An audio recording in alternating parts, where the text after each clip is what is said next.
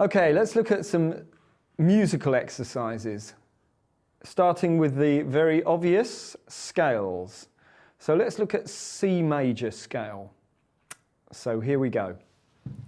Now I want you to copy me and use the exact same fingers as I use for this.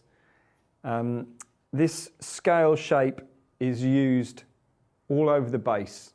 You can learn this scale shape, use these fingers, and you can shift your start note to pretty well anywhere on the bass and play scales based on this, okay?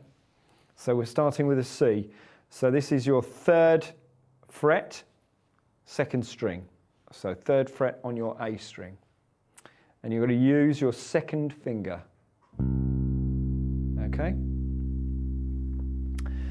And that's C. The next note, you're going to use your little finger and play the 5th fret on your A string.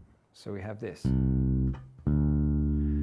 Next, you're going to play the 2nd note on your D string, which is an E. Then you're going to play the 3rd fret on your D string with your 2nd finger, which is an F.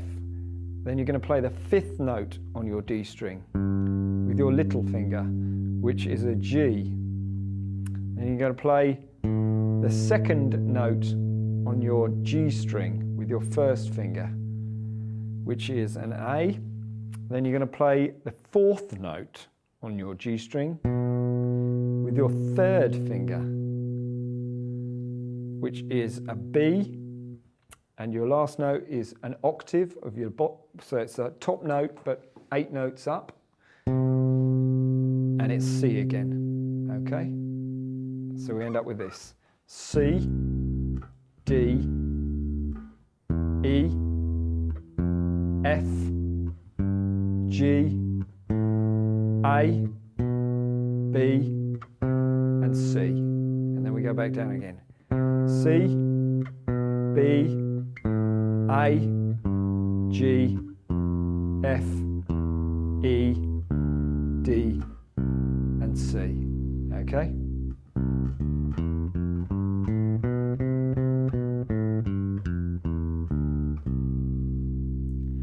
Okay. Now, what we're going to do with that exercise is once you feel happy with this, using the motor skills that you've learnt through the previous exercises, making sure you're using the right fingers on this hand as well. So we're starting on your C.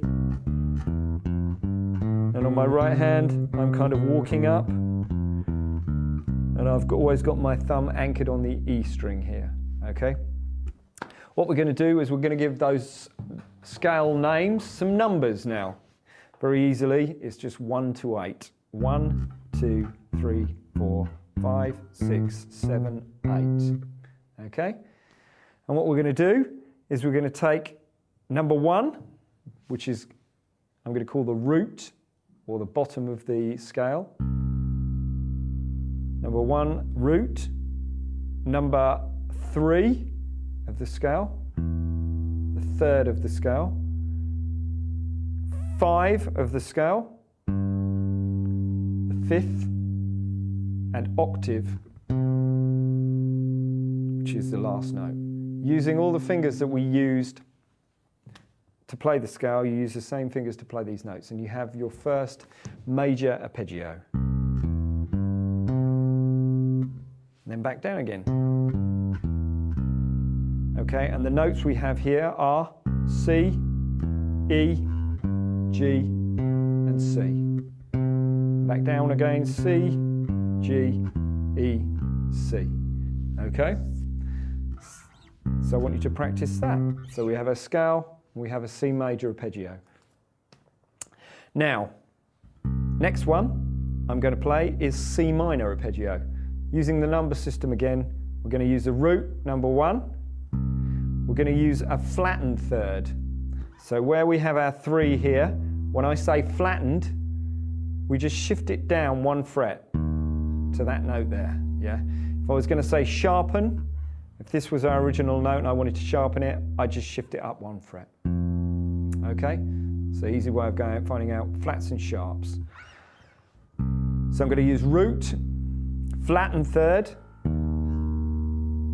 fifth, and octave. Okay?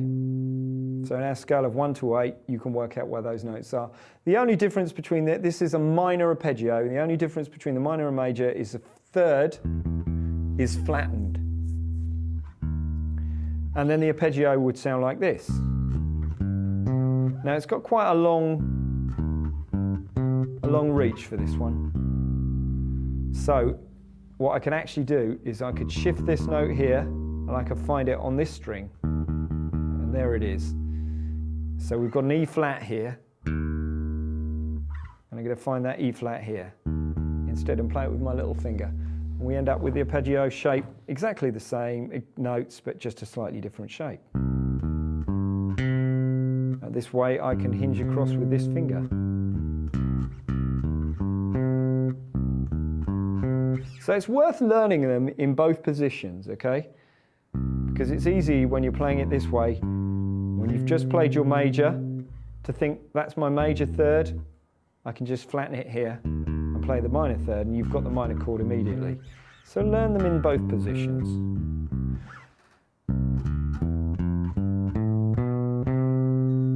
Okay, what we're going to do is we're going to work out our octave points.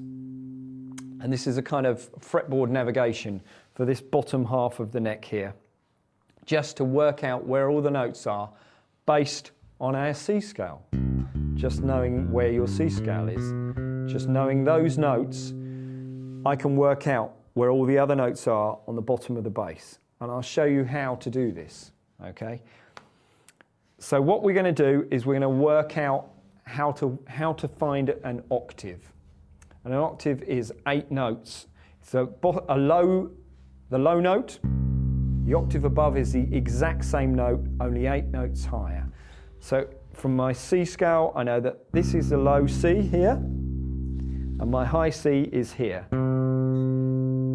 And all of these intervals, or this movement, is the same throughout the bass for all of my octaves. Now to work it out, let's just look at what we've got here. If this is my top note, I'm moving down 2 strings, and then I'm moving down, well, 3 frets effectively. 1, 2, 3. That gives us the bottom octave, yeah? Now, if I apply that to other notes within my scale, for instance, if I shift it up to D here, yeah? I'm going to work out where my octave point is, taking the same principle again. I'm going to move 3 notes up and 2 strings across, and I end up there. Okay? So hopefully you can see these relationships. Okay, so that gives me D. So I've got my C octave, and I always want you to do these with your first finger and your little finger. Low D, high D. Sorry, low C, high C, low D, high D. If we carry on up our scale, C, D, E. Now with this, I'm going to use the same principle. I'm going to sit with my little finger on my top note, E. I'm going to look at the bass, and I'm going to move 2 strings down and 3 frets down from here. 1, 2. And because I haven't got a fret there, it just gives me an open string, okay? So I've worked out, I've got my high E, low E. Then same principle, next scale tone, C, D, E, F. I'm going to start with my high F here, and then I'm going to work out that my octave is here. Right there, low F. Then next scale tone, C, D, E, F, G. High G here, same principle, my low G is here. Okay, C, D, E, F, G, A. This is my A, little finger, same principle. I've got an open A at the bottom here. Okay, C, D, E, F, G, A, B. Sorry, B. High B, low B at the bottom here. Okay, and then we're back to C again.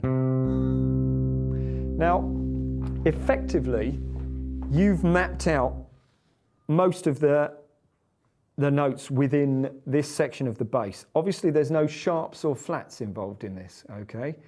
But this is where we can work out how the sharps and flats occur. Now, this is more of a note navigator than anything else, so that you can physically work out where the notes on the bass are. So using our C scale, if we want to sharpen or flatten a note, we simply either sharpen it by raising it 1 fret. So if I'm in C, I sharpen it by raising it 1 fret to C sharp. So there's our C sharp.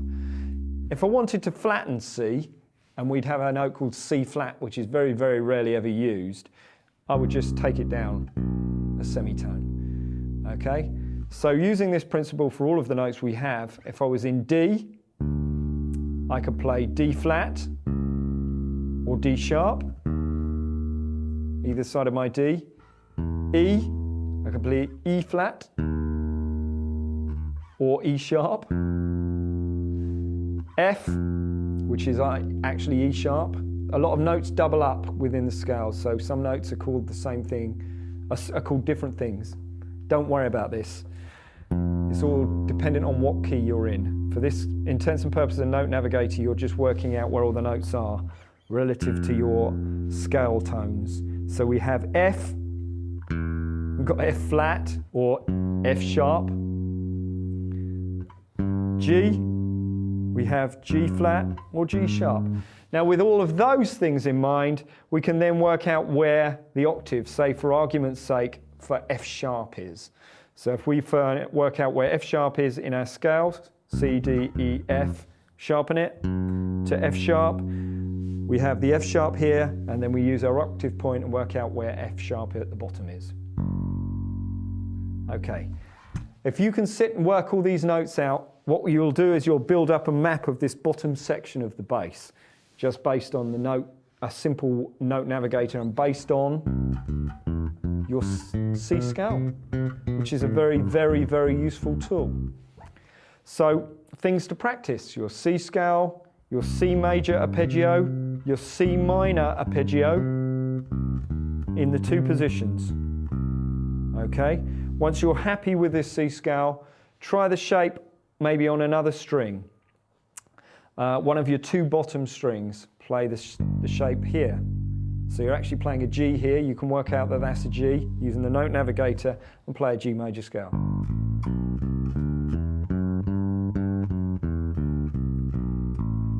Again, because you've picked up what the notes on the neck are, you can get a rough idea of where you are with these scales. Now, ideally, I'd want you to go through all your scales from top to bottom. At this stage of the game, I think when you're starting to play, I'd like you to get these basic things under your belt before we go into masses of scales. So what we've learnt here is your C major scale, C minor arpeggio, C major arpeggio, and a little bit of note navigation using the octaves. Very useful tools, and sit down and practice this. Again, this is something you have to have plugged in to practice. The actual basic shape of C major as a scale is something you can practice without the bass plugged in. You can start to get used to that shape. It's very, very good for your fingers.